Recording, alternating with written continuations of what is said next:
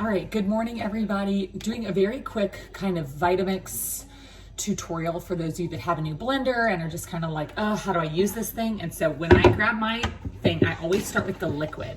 I think having the liquid at the bottom really helps to help everything blend better instead of having something like massive shoved at the bottom that like locks up your blender right at the beginning. So I usually do 2 to 3 cups of unsweetened almond milk. You can do any liquid of your choice. And then I do my powders, like protein powder, and then my frozen fruit. Let me show you. All right, so I just added in some protein powder, and then I'm going to add in half of a frozen banana, and then a handful of frozen avocado. Again, I'm not telling you what to put in your smoothie. I'm just showing you how I do it. And then I actually am not going to do a frozen fruit because I have fresh peach. I'm just going to slice a peach. But normally if I was doing it, I would throw in like frozen berries or whatever. So I just throw in the whole peach minus the pit. And then this is going to go onto my blender to blend. So the main thing I haven't put in yet is frozen spinach, and I don't do that yet. I'll show you. All right, when I go to turn it on, I always do on, and then I slowly turn my dial to get up to 10. I don't ever go to high until I've started to add in my spinach. So going on.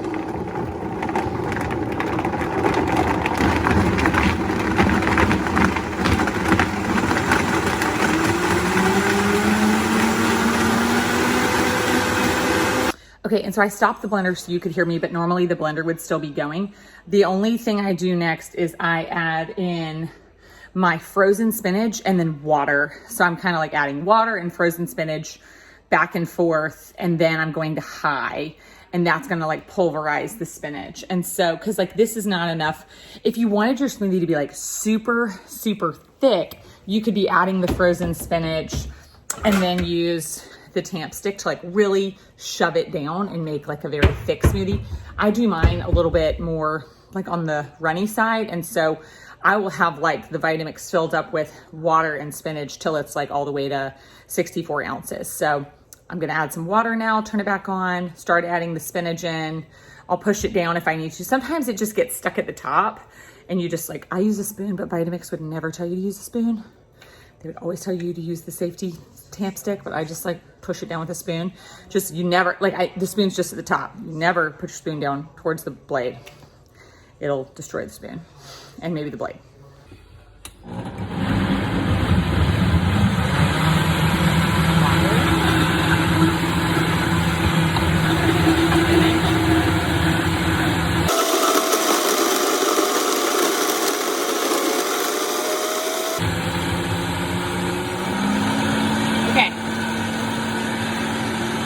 Sometimes you're gonna hear that sound. It just means that it's like stuck at the bottom. I kind of ignore it for a minute. I am getting all the spinach out. And then I'm gonna add more water. And I'm gonna see if it unstuck itself.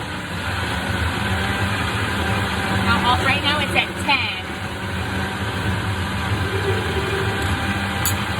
And now I'm going to go to high.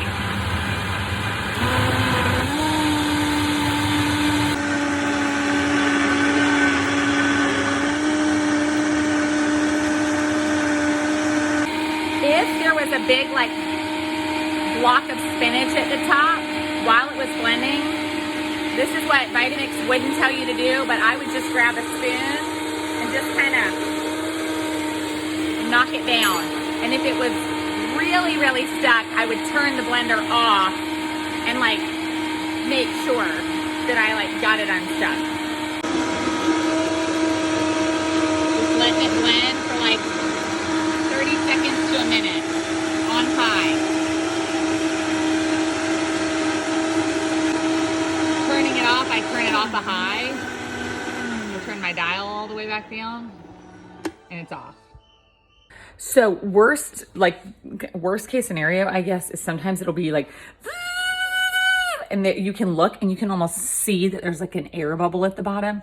In that case, I would like turn the blender off and use either the tamp stick or, because the blender's off, like a spoon, but try and get all the way to the bottom, because you have to like pop the air bubble basically.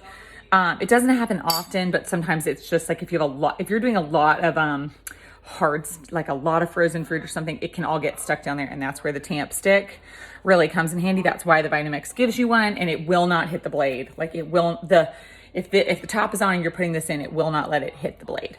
All right, I really want you to see how smooth this is. It's like, can you see? I'm trying to, there's like not a lick of chunkiness to it. Super smooth. And so this is when I do like my breakfast smoothie, and when I do the daily green, you know, I make like more than one at a time. And so just super, super smooth. And then to clean the blender, I just rinse it out with water normally right when I'm done, or you could rinse it out with soap and water. If it felt really gunky, you could put a little bit of soap in your water and blend it on the blender on low, and just kind of like let the soap run through the blades, and then like rinse it out and dry it on your drying mat. I also, again, I don't know if Vitamix says this is okay, but I've been doing it for years. I put mine in the dishwasher. Like, I don't know, whenever I just feel like it needs it, I just stick it in the dishwasher. Okay, I hope this was helpful. If you have a question, you can leave it below. Again, this is not sponsored by Vitamix. I'm not saying I do everything Vitamix says you should. This is just how I use the blender to make a smoothie. So it's, again, to recap, liquid, powders, frozen fruit, blend, water and spinach. For me, because I'm adding a lot of spinach, water and spinach. But basically you do your liquid first.